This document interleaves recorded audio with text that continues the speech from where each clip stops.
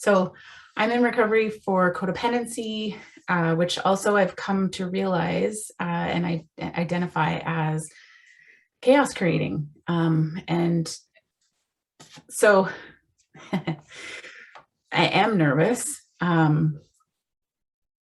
This morning, my trainer on my new workout videos that I've started to do just a couple weeks ago, she said, "Nothing grows in your comfort zone." And a guy in the back chirped, "My love handles do." And I thought, yeah, what grows in my comfort zone? Like my belly and my fears and my resentment, those all grow in my comfort zone. And so that's not just a physical principle, it's actually a spiritual principle, and it's a mental principle too. And I thought that that was so significant. So for me, my disease, I've come to realize also has three parts, mental, spiritual, and physical. And I have just seen, for me, what happened was I got it when things were like really chaotic and really crazy. I understood that like I wasn't in a good place and I needed help and I needed recovery and I needed meetings. And then when everything kind of stabilized and I still couldn't be calm, I had no control over what was happening inside of me, and especially like I can't control the outside things that happen. I can't control how people talk to me. I can't control things that happen. But I'm really not very good at even understanding what's happening inside of me. And then even as I grew to understand better, I got lots of knowledge. I learned lots of things. That did not help me put it into practice. I still couldn't do these things that I wanted to do, and I couldn't not do things that I didn't want to be doing, and I remember actually like in an argument, like yelling at John and saying like, he was pointing out again how defensive I am. This was a few years ago. You're so defensive. And I'm like, well, do you think I want to be like that? Like, I don't want to be like that. I didn't know how to not be like that. I didn't know how to not go from one drama to the next. When my emotions spiked, I didn't know how to not. And really, the trigger, the word triggers and the idea of triggers, I think is really well understood when it comes to alcoholism.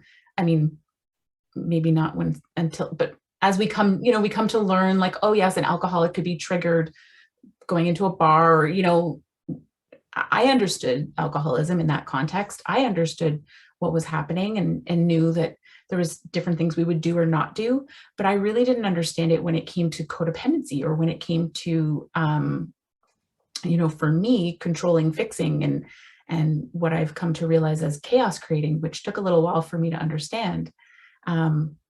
So, I signed myself up to speak, and then something happened on Monday. We had a traumatic event occur. And I witnessed the traumatic event. And then I missed an entire night's sleep because I was at the ER. And so I realized what happens in me is, and I was so full of adrenaline. I experienced it. I felt it. I've lived most of my life being pretty numb to the reality of my emotions, or being dishonest about my emotions, and going from like high to low, and not understanding how to regulate my emotions, not understanding or being capable of not being controlled by everything that's happening around me. So, I caught myself on Tuesday. I'm exhausted because I haven't slept at all. I still have a residual adrenaline in my body, and even after the event occurred, I'm sitting and I'm in the moment, it's happening. We're dealing with it effectively, but we're dealing with it. And, we're getting ready to go to the hospital. And I could feel, because it's new for me to be aware of what's happening in my body, I could feel the trembling and the the shaking. And I was like, oh, wow, like this is adrenaline. Like I could feel my shoulders so tense and my arms and my neck. I could feel like the pain. I could feel physical pain from the effect of that chemical in my body that had rushed, to rescue me during this event, right? You have to jump to action. And so this is a real thing that happens. But then for me, I've come to realize that my body craves more. So if I have a spike or a thing that happens, my body craves more. I go from one dramatic event to the next. There's many things that I've come to realize that I do to create more adrenaline in my life. I didn't know that I was doing them, but they gave me an excuse all through my entire life. This is what I was raised on. I lived my whole life going from drama to drama to drama. And so no wonder I wound up with an addict, and that I could go from drama to drama to drama. But for me, it was always everybody else's fault. It was always everything that was happening around me. I was never understanding or honest about what was happening inside of me. And also, in recovery, it's important for me to start realizing, like, what is actually the problem within me? So Tuesday, I caught myself overwhelmed, tired. If you've ever heard the HALT, hungry, angry, lonely, tired, what's happening inside of me? Where am I at? Yeah, I am angry. I was angry because I didn't think that what had happened should have happened. I'm angry, and then I'm lonely because I feel like in that moment God abandoned me. Oops. And my family, I'm tired because I literally missed an entire night's sleep. So Tuesday, I want to quit. I got a few things coming up. There's a couple emails that come in. I was speaking today, and I thought, I'm just going to quit. I can't do these things, just like dump them. John will speak. I can get John to speak. He's always got something. I'm part of this organizing something that's coming up in 2 weeks. Oh, that's too close. I can't do that. I better quit that. I better put off, and I knew what was happening. I knew that I'm trying to regain some semblance of control because I feel out of control. And then I also have to ask myself, Vikki, are you trying to create more adrenaline? Am I craving right now? Is this a craving? Am I seeking ease and comfort? Am I, and I don't know where that place of ease and comfort will be for me. In the past, it's like maybe been after I've had a screaming match with someone, or usually John, or sometimes this sounds silly, but for me, sometimes my ease and comfort would be after I get a listening ear. I have a listening ear of someone who really cares about me and wants to hear like how things are going. And I list for them all the things that have gone wrong in my life recently. And, and then I can actually like spiritualize it. Oh, but God is really there and he's with me. And I know that he's in it and I need to trust him. And so I will list and I will feel, I experienced this moment of like feeling the spike in my emotion, have a little cry, and then talk myself down. Oh no, God's in charge. And I'm just bringing it all to prayer. And so, and then I'll wrap it up, and then I felt great. I feel great. And in this one specific moment after that had happened, like there was literally no reason for me, and then I started cleaning my office and I felt so good. And I was like, oh my gosh, I'm high. I just got high off of my adrenaline rush, like, of listing, like repeating my story, going through the story. That's not always a terrible thing, but I have to become honest about what was happening inside of me. That's why I'm doing it. I'm doing it to have this emotional experience because I thrived on emotionalism, the highs and lows of my emotions. If I wasn't like emotionally shut down, I was emotionally gushing all over the place. There wasn't any semblance of, there was no balance for me. And what I've come to realize through doing the work, through doing the work of LifeLab, through doing the recovery work, is that God actually does have balance for me, that he created me, and he created me with all of my emotions, that I can't avoid the hard things that are going to happen in life. Traumatic events are going to occur. But then what do I do with it? And so, we were talking this morning too about like turning things over to God. I can turn that over to God. Yeah, I'm going to give this to God, and this is really hard, so I'm going to give that to God. But the reality is that most of the time I'm really holding on to it for myself. And even when I'm picking and choosing what I turn over to God, I'm still playing God. That's me picking and choosing what I'm going to turn over to God. How through this process, I've learned, like, actually, I don't get to pick and choose that. And so yesterday I spent time sitting in, I feel really disappointed right now. I feel really let down. I'm angry that God hasn't answered my prayer. Why hasn't God answered my prayer? I'm feeling really lonely, because I can often feel really lonely when I'm not getting what I want.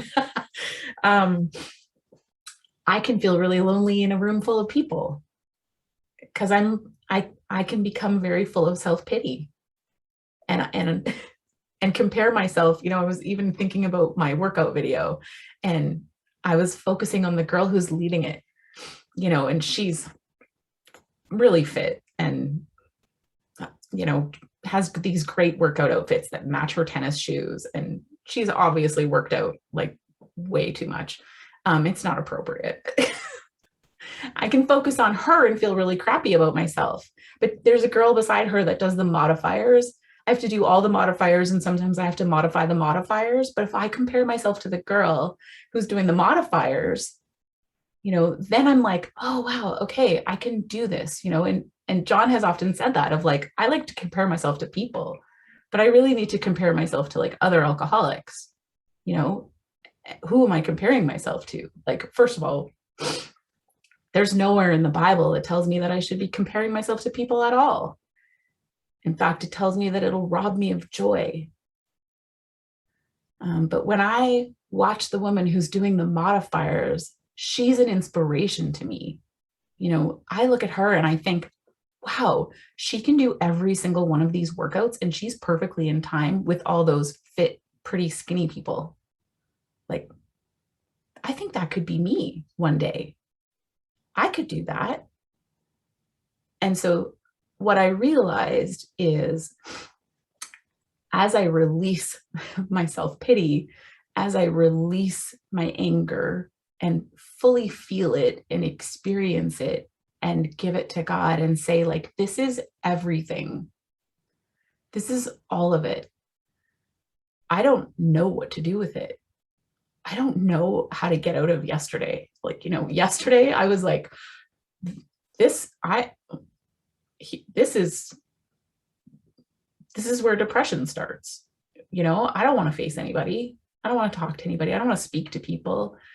I want to go buy a big bucket of ice cream, or I want to go shopping, or I want to, I thought about all these different things. I was like, this is when people want to go drink. Like, this is when, but for me, those aren't my helpful escapes. The big bucket of ice cream, I would probably, I'd have a few spoonfuls. I could finish half the bag of chips. I could finish the whole bag of chips sometimes. That's not what's going to bring me ease and comfort. I need the emotional drama. I need, like, so for me, it was quitting. For me, it's calling a friend. I could, and not just one, but like 2 or 3, and telling, I want to relive the details. I want to get, and I don't know that I want to, right? It's not that I realize that this is like an intentional thing, but but I've begun now, I feel like my eyes are open and I see what's happening of like, oh, Vikki, you're typing this text, and actually sending this text is going to lead you to a conversation that's going to spike your adrenaline again. And how is that beneficial? Like, why don't you talk to God about this stuff? Why don't you tell God what happened? Just tell him. And then when I went to bed at night, I could see